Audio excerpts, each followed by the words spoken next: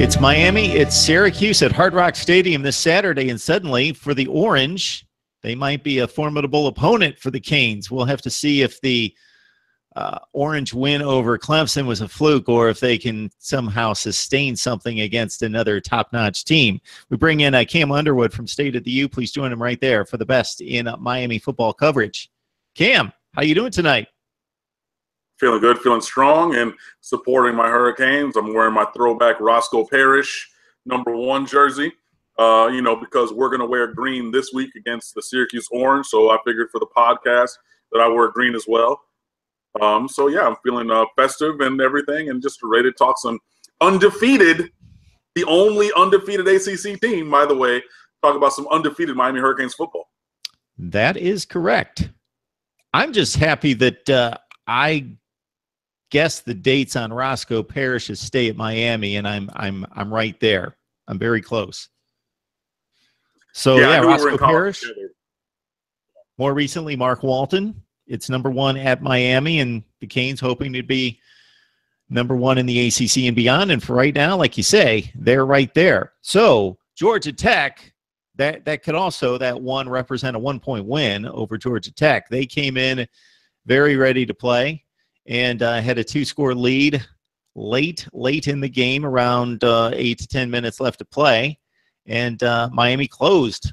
They just simply closed in that game, got the defensive stops. And that's not an easy situation in which you're going up against Georgia Tech with this 2-score deficit because, of course, they hang on to the football. So you had to play a near-perfect fourth quarter to get it done, and you did.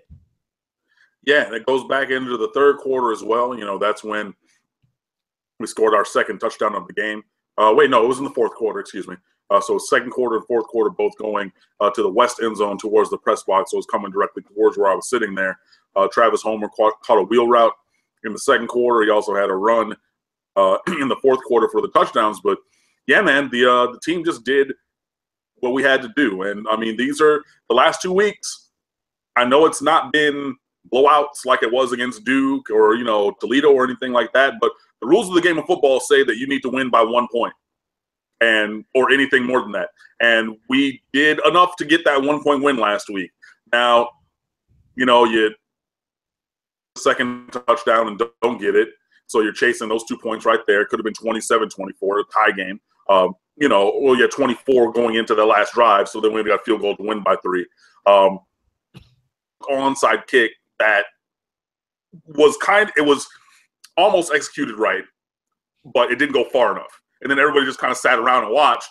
And then Georgia Tech was like, oh, I'll take that and score. And, I mean, that looked like it was going to be a backbreaker. Honest story, I was talking to a friend of mine, JT Wilcox from footballhotbed.com, and we were getting food at halftime. And I was not even back in my seat for the kickoff. And I came in, and I see Georgia Tech celebrating. And I looked around to all the other people sitting around me, and I was like, wait, is this for real? But that was the only offense they really got in the second half, Georgia Tech. The defense really clamped them down, held them to 3 points on offense. It was very few yards of total offense, very few yards rushing. The quarterback, Taquan Marshall, who had been just perfect on the year, had 19 carries for 18 yards in the entire game against Miami. So, the big thing was stopping the QB run game was huge. They were getting us with that rocket sweep where it was basically like the orbit motion and that quick. And I talked about that last week, how they're going to do that kind of thing. The first 3 plays, I saw a guy who charged plays say the first 3 times they ran that, it was like 8 yards, 40 yards, and like 12 yards. And then the next 5 times they ran it, it was like 8 total yards. So defense made adjustments and kept getting off the field, just 3 and out after 3 and out. And, we did give up like 1 fourth down conversion where Paul Johnson pulled a Paul Johnson in the fourth quarter, which is line up, have everybody motion, try to draw you off sides, call a timeout, and usually punt. But he came back on 4th and 1 and was like, no, we're going to go for it. And then they got it with a QB sneak. But other than that, that was really all the defense gave up. Michael Jackson, not the famous singer, but number 28 on our team, had a huge pass breakup on Georgia Tech's last 3rd down. It was like a 3rd and 8. Tried to hit a square in across the middle, and you see the wide receiver trying to catch the ball, and he just raked his hands in there, and he's doing all of this kind of stuff, and he got that ball out of there, which gave the offense back the ball for that last drive. So, it was a tough game, definitely. It's always tough to play that team playing that flex bone. And I spoke about this last week about going from Florida State playing a traditional offense to Georgia Tech playing a flex bone to Syracuse running the up-tempo Baylor type spread this week.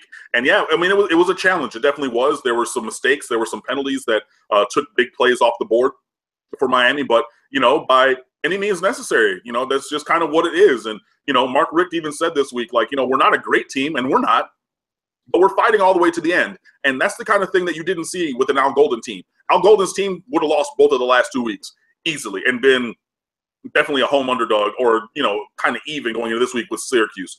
But yeah, you know, just when I did a question and answer with the SB Nation Syracuse blog this week, they asked me, you know, said, what is going on these last 2 weeks, just like you did? And I said it was perseverance, which, you know, you don't give up at all. You have faith that you can come back, and you execute in those times that you have to. And it seems simple, but Miami has lost that initiative edge to have perseverance. They've had the kind of, oh man, this again mentality, and just a lack of execution when times necessitated that things were really good. But this year, these last 2 weeks against Florida State and Georgia Tech, we're seeing a lot of that. And obviously that's how we still have a 0 in the loss column. But, you know, this team I think is good. And, you know, hopefully after this week's game, when we beat Syracuse, we'll be officially bowl eligible. But, you know, yeah, it just took a lot of stick-to-itiveness really to get these last 2 wins. But I like what I'm seeing.